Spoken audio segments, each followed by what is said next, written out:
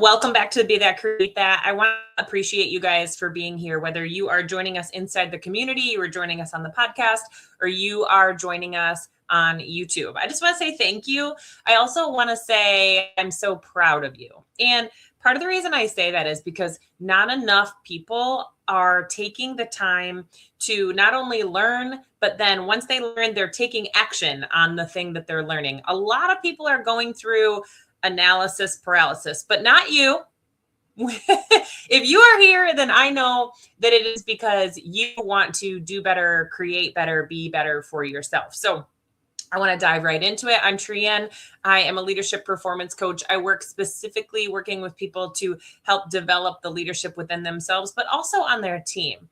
I think it's really important for us to be able to look to our team to support us. And I think it's important for our team to know that we not only are helping develop them and creating, more opportunities for them to share their talent, but also opportunities for them to see us doing that as well.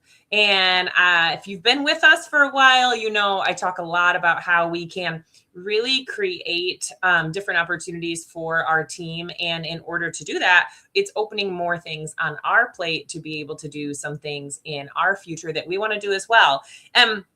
Today's episode is going to be no different for you because today's episode is using your past to create your future. So there's a phrase I keep coming back to lately. It's you past to create your future. And the reason I'm saying it is because I don't want to ignore my past. I was just having a conversation with my oldest daughter about some of the things that I did back in my day.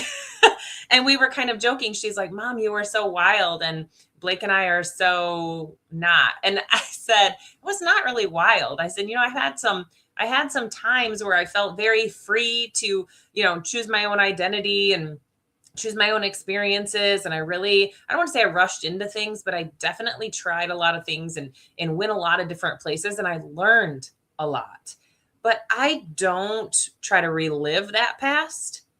I don't ignore that it happened, but I also don't get stuck in it because I feel like if I did, like I used to, I would be of the belief of I don't deserve to be where I'm at right now. Who is going to listen to me if they knew what I've been through?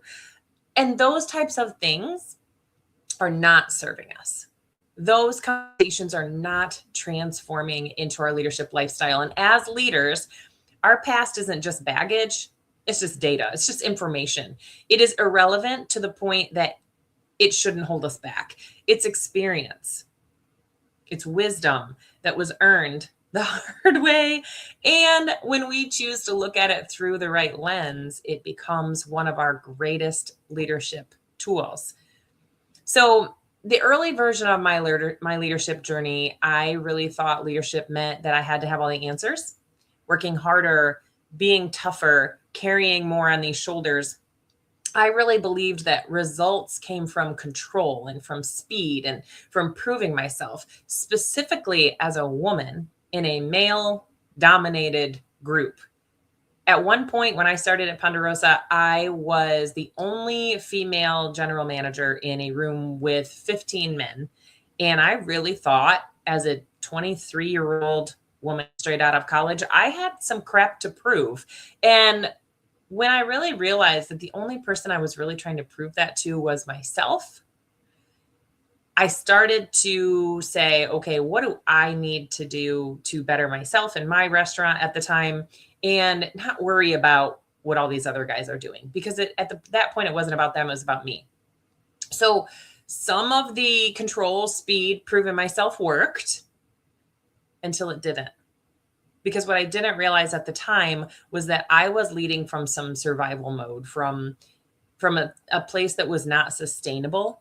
I was building a lot of success. I earned some rewards. Our restaurant earned some rewards. Our team got Team of the Year 2 times in a row out of over 50 different restaurants in our company. But I was not always building my people, and I was not always building myself. It was just go, go, go. And what that experience will teach us is that over time, these types of experiences, this control, this rush, has a way of humbling you, but it doesn't sharpen you. My past leadership taught me what burnout felt before I would admit that it was burnout. And for me, it usually showed up in the way of just being sick. How miscommunication creates really unnecessary tension. And some of that miscommunication could just be an appreciation for what the other person brings to the table, realizing that everybody on the team can have different talents and being able to shout those out. Why standards matter, but how you hold them matters more. And that confidence isn't volume. It's not big. It's not ego. It's clarity. Those lessons didn't come from books.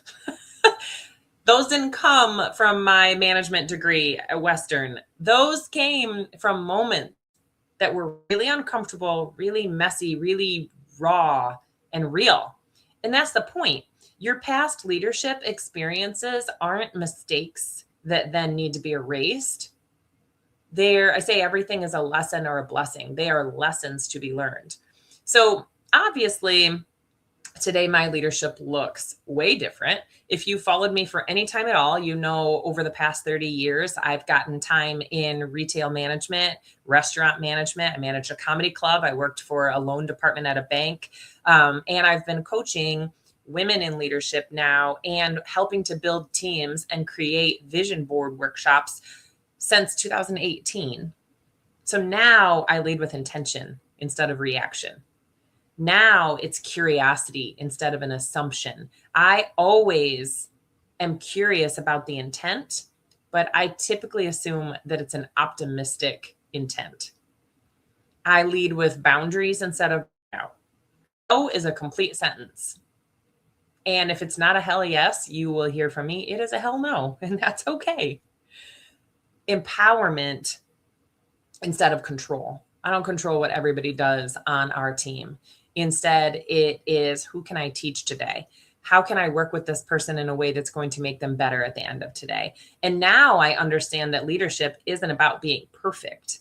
It's about being present, reflective, willing to grow myself, because I know that the leader that I am today exists because of that really crappy leader that I used to be.